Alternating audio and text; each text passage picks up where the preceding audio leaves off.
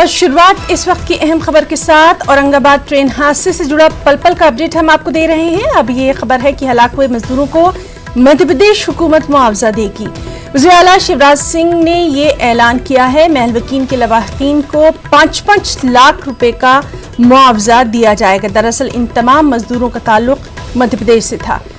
तो बेहद अहम खबर आपको बता दें कि महाराष्ट्र के औरंगाबाद में जिस तरह से आज सुबह हमने देखा कि एक ट्रैक पर ये मजदूर थे और इनके ऊपर से एक मालगाड़ी गुजर गई थी। जो हलाक हुए हैं मजदूर, उनको मध्य प्रदेश हुकूमत मुआवजा देगी। वज़ीर आला शिवराज सिंह ने इस बात का ऐलान कर दिया है। और वहीं महाराष्ट्र के औरंगाबाद में माइग्रेंट मजदूरों पर से ट्रेन गुजरने की वजह से 16 मजदूर हलाक हो गए थे। इब्तिदाई जानकारी के मुताबिक तमाम मजदूर रेलवे ट्रैक पर थक कर सो गए थे।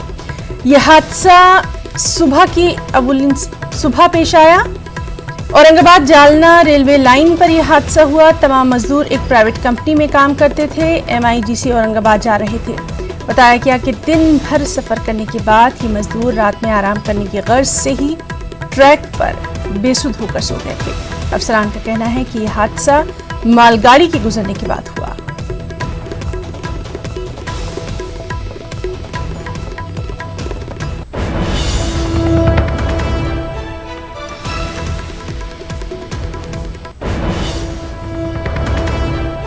घटना मुझे ऐसा रेलवे पहली बार ऐसे जाता है। रेलवे तो बंद था लेकिन सवेरे एक रेलवे गया जो मालवा तेल का रेलवे आता है वो पहले गया। वो कम से कम 2 किलोमीटर से पहले हॉर्न बजा रहा था। हॉर्न बजाने के बाद हमने देखा ये रेलवे पहली बार इतना कस क्या हॉर्न चालू है, तेज हॉर्न पर। फिर उसके बाद हम रेलवे यहाँ पे आ गए, जोर से ब्रेक मारा, उन्हें धड़ धड़ धड़ धड़ आवाज आया जोर से। फिर हम अचानक उठ के भागने लगे, भाई रेलवे आज क्यों खड़ रहेगा इतना अर्जेंट में, और इतना आवाज क्या आ गया, क्या गिर गया इसका। ऐसे देखने के आ गए हम यहाँ पे। इसके बाद हम आके देखे यहाँ पे तो रेलवे वाला खड़े वाला था, 2-4 उसमें साथी थे, 19 जन साथी जो थे वो बच गए। समझो 3 उसमें से 3 जो बच गए और जो 16 जने थे 15 जगह पे गए और एक जाते जाते अस्पताल में उनकी मौत हो गई। और आके हमने देखा था, ये पहली बार मैंने देखा, मेरे इसमें तो ऐसा लगा मेरे को नबल लगे, ऐसा घबराहट से महसूस होने लगी। क्या करूँ मैं और किसको पहले फ़ोन करूँ। उसके बाद देखा मैं भाई क्या साहब काबली करमड़ पुलिस स्टेशन के साहब पिया साहब, उनको सबसे पहले फ़ोन करा मैं, साहब ऐसी घटना हो गई। 3 लोग जो उनके अच्छे थे उनसे बात हुई थी थोड़ी। तो भाई वो हमने बोला तुम कैसे बच गए, फिर इतना गए तुम कैसे बचे। वो बोले ये जो लोग मरे वाले लोग हैं ये पटरी पर बैठ गए थे। बोले नहीं थे या सो रहे थे, बोले दम गए, वो थक गए, पैदल चलते चलते थक गए और बैठने के बाद उनको नींद लग गई है, अचानक से नींद लग गई बोले। और हम भी तो नहीं, हमको भी नींद लगी थी लेकिन हम ऐसे नीचे बैठे बोले थे, पटरी से नीचे बाजू बैठ गए। जितने बच्चे ने बोले हम ये पटरी के नीचे बैठे वाले थे बोले, इसलिए हम भी बच गए बोले। पटरी पे सुबह 5:15 बजे बहुत ही अनफॉर्चुनेट तरीके से 16 मजदूरों की डेथ हो गई है। 5:15 बजे यहाँ से जो कैरियर ट्रेन गुजर रही थी उसके नीचे वो लोग अनफॉर्चुनेटली आ गए हैं। उनमें से एक इंजर्ड है, वो हॉस्पिटल में है। 4 लोग जो थोड़ा दूर बैठे थे उनकी हम पूछताछ कर रहे हैं और वो थोड़ा सा सदमे में है, तो उनसे बाकी सारी चीज़ें वेरीफाई करना और वो कहाँ से आए कैसे निकले वो सब करना अभी हमारी प्रोसीजर चालू है। कितने मजदूर की डेथ हुई है अभी तक? उसमें 16 मजदूरों की अनफॉर्चुनेट डेथ हो चुकी है। एक आदमी इंजर्ड है। कहाँ जा रहे थे ये लोग जालना से निकले थे। ऐसा जो आदमी अभी बचा है उन्होंने ऐसा बताया है, वी आर वेरीफाइंग दैट। और वो बोले कि वो भुसावल जाना चाहते थे जहाँ से वो ट्रेन पकड़ना चाह रहे थे। ये एमपी पैदल जा रहे थे कि मैम? हाँ, ये पैदल जा रहे थे और रेलवे पटरी पे वो थोड़ा रेस्ट करने के लिए लेटे थे, उनको नींद लग गई और ये हादसा हुआ। एग्जैक्टली कहाँ से आए थे कुछ पता चला? नहीं, we are verifying that. Ma'am बताया जा रहा है कि कंपनी से कोई इनका कॉन्टैक्ट था। We are verifying that. अभी हमारी प्राइमरी रिस्पॉन्सिबिलिटी है to take care of the incident first, और जो लोग बचे हैं उनको काउंसलिंग करना, जो इंजर्ड है उनको ट्रीटमेंट देना, और बाकी की जो सारी चीज़ें हैं in due course of time जल्दी से जल्दी होंगी। औरंगाबाद से 25 किलोमीटर दूर करमाड़ के सटाना गांव में रेलवे ट्रैक पर मालगाड़ी ने 16 लोगों को कुचल डाला। इस वक्त हम स्पॉट पर खड़े हुए हैं यही वो मकाम है जहां पर हादसा पेश आया। इन्हीं पटरियों पर तकरीबन 16 अफराद, जिनमें बच्चे, खवातीन और मर्द हजरात शामिल थे, लेटे हुए थे। वो जालना की एक स्टील कंपनी में काम करते थे। बताया जाता है कि वो मध्य प्रदेश जाने के लिए निकले थे और जालना से तकरीबन 30 किलोमीटर फासले पर सटाना गांव पहुंच चुके थे। चूंकि वो पैदल थे, थक चुके थे और थकने की वजह से रात में उन्होंने इन्हीं पटरियों पर क़याम करना मुनासिब समझा। बताया जाता है कि सुबह 5 बजे आने वाली मालगाड़ी ने इन लोगों को कुचल दिया, जिनमें से 16 अफराद मौका वारदात पर हलाक हो गए, एक शदीद जख्मी है, जबकि 3 लोग बच चुके हैं। अब इस मामले में इस बात की जांच हो रही है कि ये लोग कहां जाना चाहते थे और इनकी मंजिल कहां थी। लेकिन ये तो कहा जा सकता है कि अपनी मंजिल पर पहुंचने से पहले इन्हें मौत ने निगल लिया। अजहरुद्दीन, न्यूज़ 18 उर्दू, औरंगाबाद। एक और अहम खबर जम्मू कश्मीर से, जहां कोरोना के नए केसेस थमने का नाम नहीं ले रहे। हर दिन नए केसेस सामने आ रहे हैं। राहत की बात यह भी है कि अब तक 335 पॉजिटिव मरीज सेहतियाब होकर अपने घरों को लौट चुके हैं। दूसरी जानिब जम्मू कश्मीर में हर गुजरते दिन के साथ टेस्टिंग की तादाद में भी इजाफा हो रहा है। जम्मू कश्मीर में करीब 3500 टेस्ट हर दिन किए जा रहे हैं। और चलिए सीधे रुख करेंगे हमारे साथी सनम तसद्दुक का। सनम, सबसे पहले तो आपसे आंकड़ा जानना चाहेंगे, आज का ताज़ा आंकड़ा क्या है? और दूसरी सबसे अहम बात ये निकल कर आ रही है कि टेस्टिंग भी वहां पर बड़े पैमाने पर जारी है। अगर हम बात करें जो यहाँ कल की बात करें तो कल 18 नए केसेस सामने आए, जिसमें से यहाँ का बोन एंड जॉइंट हॉस्पिटल जो है वहाँ से जो ज़ेर इलाज जो पेशेंट्स है उनके टेस्ट मुस्बत आए हैं, जिसकी वजह से काफ़ी तशवीश है। और हालांकि जो मेडिकल सुपरिटेंडेंट है वहाँ के डॉक्टर सोहेल, उनका ये कहना है कि जो डॉक्टर्स और पैरामेडिक स्टाफ को डरने की कोई ज़रूरत नहीं है, क्योंकि वहाँ पे वो पूरा जो सिक्योरिटी गियर है, जो सेफ्टी गियर है वो पहने हुए हैं, और जिसकी वजह से कोई भी खतरा नहीं है। हालांकि वहीं दूसरी ओर अगर हम सुपर स्पेशलिटी हॉस्पिटल की बात करें तो वहाँ के जो मेडिकल ऑफिसर है उनका भी टेस्ट मुस्बत आया है।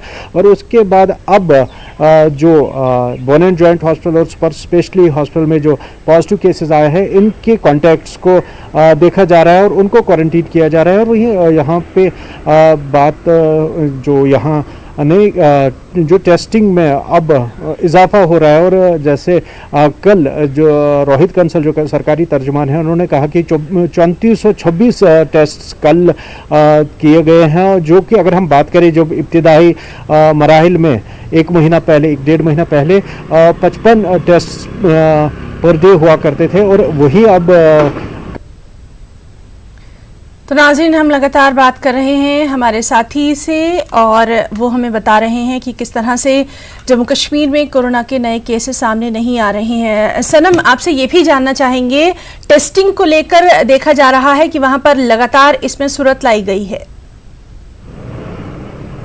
जी बिल्कुल, हिना बात करें जो यहाँ पे जो टेस्टिंग है, टेस्टिंग में सूरत लाई जा रही है। और जैसे कल यहाँ के जो रोहित कंसल है, जो गवर्नमेंट के स्पोक्समैन हैं, उन्होंने कल पूरा ब्यौरा दिया कि किस तरह से कितने केसेस कहाँ से निकले हैं। और वहीं उन्होंने ये भी कहा कि 3426 जो टेस्ट है कल हुए हैं। और वहीं जैसे मैं बात कर रहा था कि एक डेढ़ महीना पहले जब शुरुआत हुई थी यहाँ टेस्टिंग की, तो 55 टेस्ट हर दिन यहाँ पे होते थे, और उसमें काफ़ी इजाफा हो रहा है। और वहीं ये खुशाइन बात भी है कि जो यहाँ पे मुस्बत जिनके टेस्ट आए हैं वो सेहतयाब होकर घर भी जा रहे हैं। और वहीं अगर हम बात करें जो जिनको क्वारंटीन किया गया था, जो बाहर से जिनका ट्रैवल हिस्ट्री था या फिर जो स्टूडेंट्स बाहर से आए थे, करीब 60,000 ऐसे लोग हैं जो अभी तक अपना क्वारंटीन पीरियड का मुकम्मल करके अपने घरों को लौट चुके हैं। और वहीं यहाँ पे जो अब जो ज़मीन पे लॉकडाउन को मजीद जो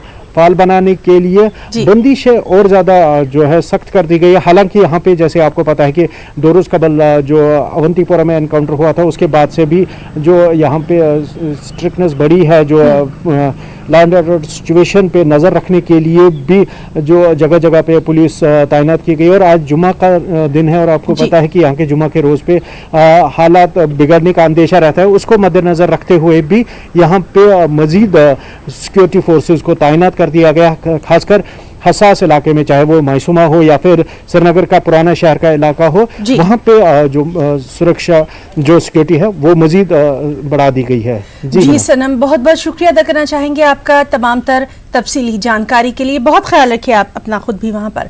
तो नाजरीन, एक और बेहद अहम खबर, मुल्क भर में कोरोना वायरस नई रफ्तार से फैल रहा है। सैकड़ों लोग रोजाना कोरोना का शिकार हो रहे हैं। 200 अफराद रोजाना इस मर्ज से जाँ बहक हो रहे हैं। नए आदाद शुमार पर अगर नजर डालें तो इसके मुताबिक मुल्क में कोरोना के पॉजिटिव केसेस 56,342 तक जा पहुंचे हैं। 37,916 केस एक्टिव बताए गए हैं। अभी तक कोरोना से 1886 अफराद मौत के शिकार हो चुके हैं। 16,540 मुतासरीन सेहतयाब होकर अपने घरों को लौट चुके हैं।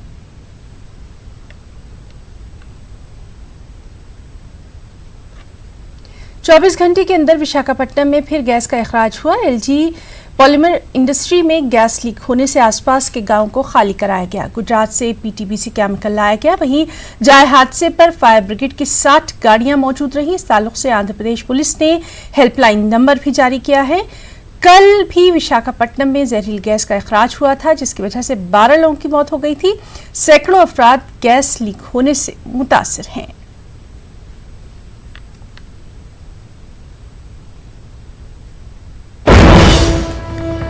और इस वक्त की एक और अहम खबर, इसी खबर को हम आगे बढ़ाएंगे। विशाखापट्टनम गैस हादसे से जुड़ी खबर है, जहां विजयवाड़ा के कोंडापल्ली के करीब एक केमिकल ट्रक को रोका गया है। लोगों में जबरदस्त चौकसी देखी जा रही है। विजयवाड़ा के कोंडापल्ली के करीब केमिकल ट्रक रोका गया। लोगों ने ट्रक का पीछा करके उसे रास्ते में ही रोका। ट्रक से केमिकल गिर रहा था।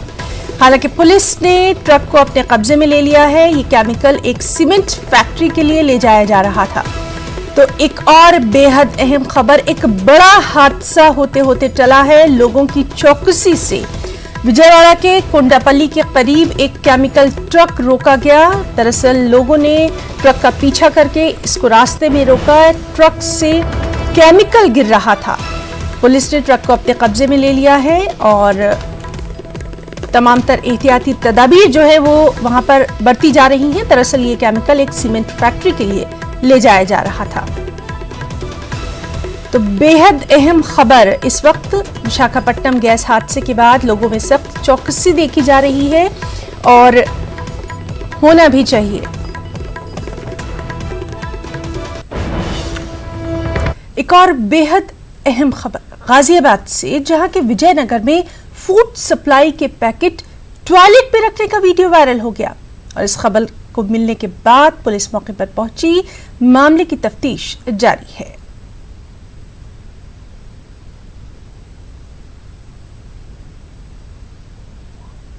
के माध्यम से सूचित किया गया है, तो इसके बारे में संज्ञान में ले रहा हूँ, पूछ रहा हूँ कि कौन है, क्या इसके पीछे है। तो संज्ञान में लेकर इसको कार्रवाई करने का जो भी कार्रवाई है उसके लिए एक्शन लिया जाएगा। नहीं, अभी मेरे को सिर्फ ये पता लगा है कि वीडियो के माध्यम से अभी मैं इस पर संज्ञान में ले रहा हूँ कौन है इसको जो ऐसा कर रहा है, क्योंकि सरकार को जो खाना आ रहा है वो गरीबों तक पहुँचना चाहिए और गरीबों के लिए ही। नगर निगम से आते हैं, पिंकी नाम है उनको, वही बात करते हैं। अच्छा, तो रोज इसी तरीके से यहाँ पैकेट रखे जाते हैं? अच्छा, कल रात क्या बवाल हुआ था यहाँ पे? वही रखा था कार्टून में, तो वही हल्ला हो रहा था। यहाँ के वहाँ पार्सल के सामने में बटाता है, उन्हें जाके पिंकी बंटवाते हैं। देखिए, ये बहुत ही निंदनीय घटना है यदि भोजन को शौचालय में रखा गया। हमारा मानना यह है कि भोजन बड़ी ऐसी गंभीर घटना चल रही है कि लोग भोजन के लिए त्रस्त हैं, मारा मारी चल रही है और नगर निगम भोजन प्रोवाइड करा रहा है। इसके लिए नगर निगम का भी धन्यवाद। जो लोग रख रहे हैं उन लोगों को पे कार्रवाई होनी चाहिए, क्योंकि कि भोजन शौचालय में नहीं रखना चाहिए। ये बहुत गलत बात है, इस पर कार्रवाई होनी चाहिए। और चलिए हम सीधे रुक करेंगे हमारे साथी शक्ति का, जो कि गाजियाबाद से हमारे साथ मौजूद है। शक्ति, आपसे जानना चाहेंगे, बेहद चौंका देने वाली ये खबर है कि जो खाने के पैकेट हैं उन्हें टॉयलेट में रखा गया है। मामले की तफ्तीश में अभी तक क्या कुछ निकल कर आया? ये देखिए बिल्कुल एक शर्मनाक घटना है, जो कि गरीबों का हक है, गरीबों का राशन है, गरीबों का खाना है, जिनसे वे अपनी दिनचर्या आजकल सुधार रहे हैं, क्योंकि कहीं भी कोई काम उनके पास नहीं है। जो गरीब मजदूर हैं वे लोग कहीं ना कहीं ठहरे हुए हैं, जिनके लिए खाना था, एक गरीबों का खाना अगर शौचालय में रखा गया तो ये बेहद एक शर्मनाक घटना है। गाजियाबाद नगर निगम का ये खाना था जो कि गरीबों के लिए था। वहीं नगर निगम की तरफ से ये दलील है कि नगर निगम ने, वही नगर आयुक्त का कहना है कि हमने इस पर इंक्वायरी बैठा दी है, लेकिन इंक्वायरी बैठाने के साथ साथ उनका ये भी कहना है कि कहते हैं इसमें, कहते हैं ये 300 पैकेट थे, 300 पैकेट एक पार्क में बांटे जा रहे थे, जहां पर काफी लोग इकट्ठा, कहते हैं काफी लोग वहां पर आ गए तो छीनने झपटने लगे, जिसकी वजह से ये 20 पैकेट थे, 20 पैकेट हमने शौचालय में रख दिए। लेकिन कहीं ना कहीं ये दलील उनकी बिल्कुल भी जायज नहीं है, ठहराई जा सकती, क्योंकि गरीबों का खाना है तो गरीबों का खाना शौचालय में ही आखिर क्यों रखा गया है। ये एक सोचने वाली बात है, एक निंदनीय घटना है, ये गाजियाबाद के लिए शर्मनाक घटना है। जी शक्ति, बहुत बहुत शुक्रिया आपका अदा करना चाहेंगे तमाम तफसीलात के लिए।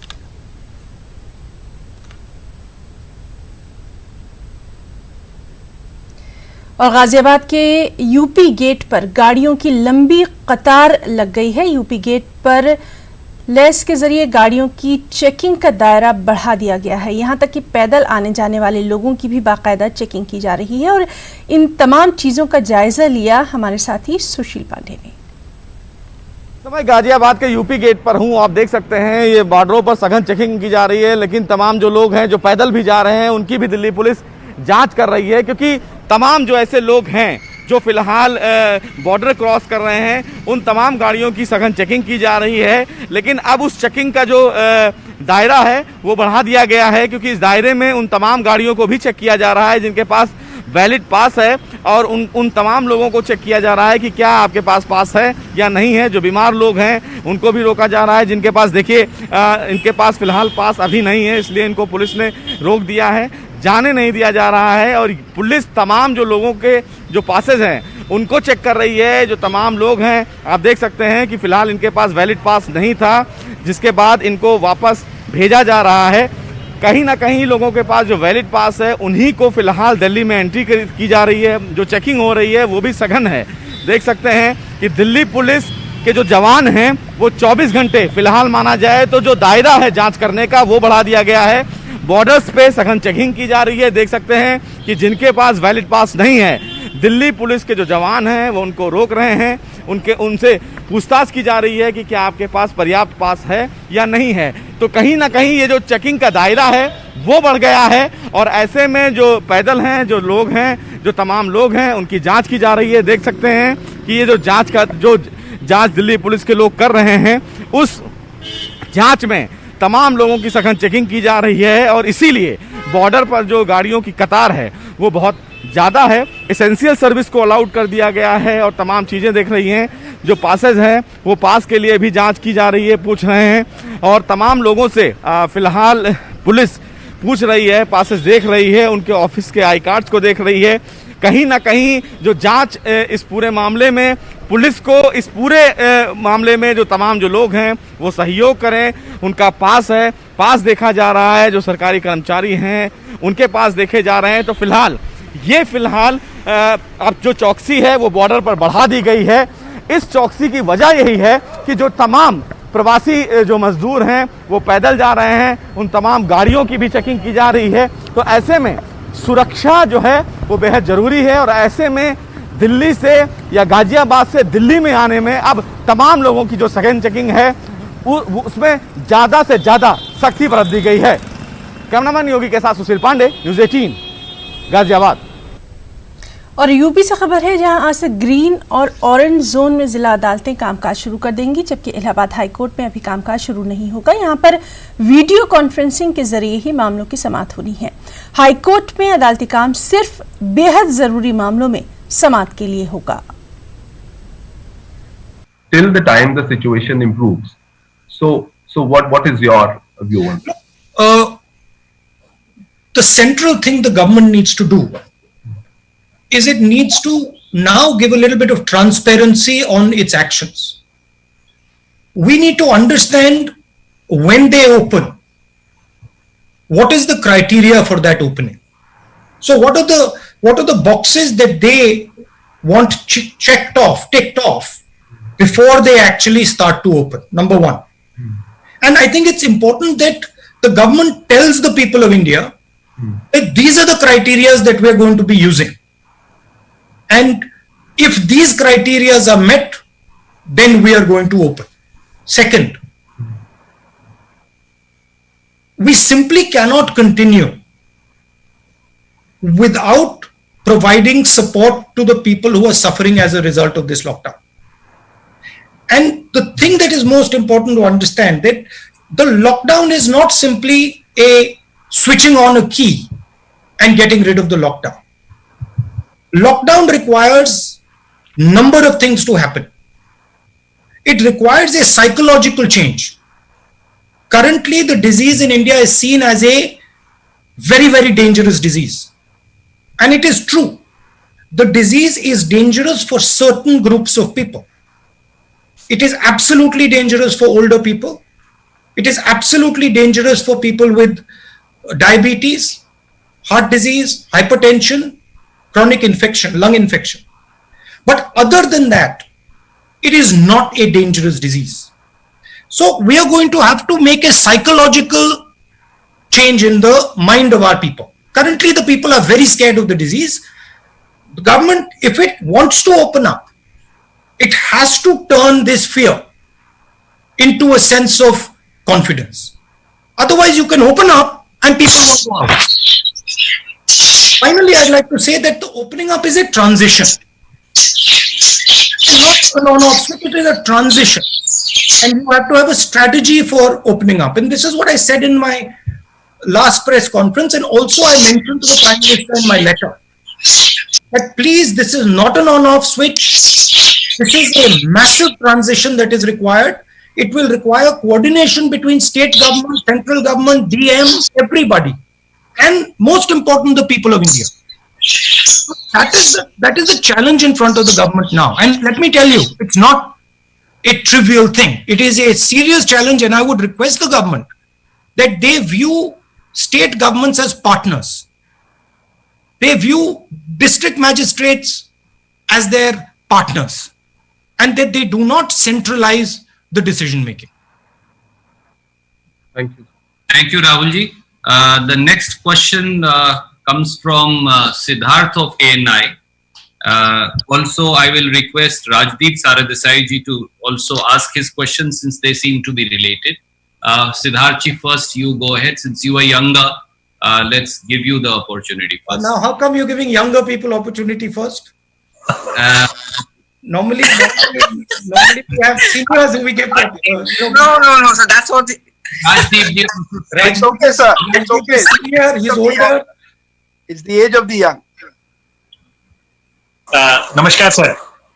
नमस्कार सर, आपसे यही पूछना चाह रहा था, आपने पहले भी बात कही कि लॉकडाउन एक पॉज बटन है और 45 दिन हो गए, लोग सड़क पर आ रहे हैं, साल की महिला को कंधे पर लेकर निकल पड़ता है, ट्रेन से कट गए लोग, जो मालगाड़ी से ट्रेन रेलवे ट्रैक पर लोग चल रहे हैं, साइकिल पर लोग निकल रहे हैं। क्या आपको लगता है कि इस लॉकडाउन की स्ट्रेटेजी जो थी, या लॉकडाउन का पर्पस था, वो डिफीट हो रहा है और लोग विश्वास खो बैठे हैं सरकार में? क्या यही वजह है कि लोग सड़कों पर निकल रहे हैं? पहला सवाल मेरा। दूसरा सवाल ये कि आपने एक सीरीज शुरू करी है जहां पे आप तमाम एक्सपर्ट से बात कर रहे हैं, उसका पर्पस क्या आप रखने वाले हैं और किस तरीके से उसको, जो सजेशंस या जो फीडबैक आपको मिल रहा है, उसको क्या रखें? Sir, can I also ask Rajdeep ji, because they are related questions, sir? Why don't you give Rajdeep like his own space? Let me answer that. Rajdeep can have his own. Sure. देखिए, ये criticise करने का time नहीं है और मैं criticise नहीं करूंगा। जो जिस सिचुएशन में हम अब हैं, उस सिचुएशन से हमें आगे बढ़ना है और निकलना है एक प्रकार से। लॉकडाउन हुआ नहीं हुआ वो सब ठीक है, उसकी जगह है, वो हो गया है, वो पास्ट में है, मगर अब खोलने की स्ट्रैटेजी की जरूरत है। दो तीन इस पे मैं आपको न्यूआंस बता देता हूं। आप किसी भी बिजनेस वाले से पूछें तो वो आपको बताएंगे कि जो हमारी सप्लाई चेन है वो red yellow and green, red orange and green system के बीच में से निकलती है। तो रेड ऑरेंज एंड ग्रीन का जो हेल्थ केयर वाला सिस्टम है और इकोनॉमिक जो सप्लाई चेन है उसमें क्लैश है। तो उनका कहना है कि ये दोनों चीजों को रिजॉल्व करने की जरूरत है। हीरे जैसे बदन को तराशता है एलॉयज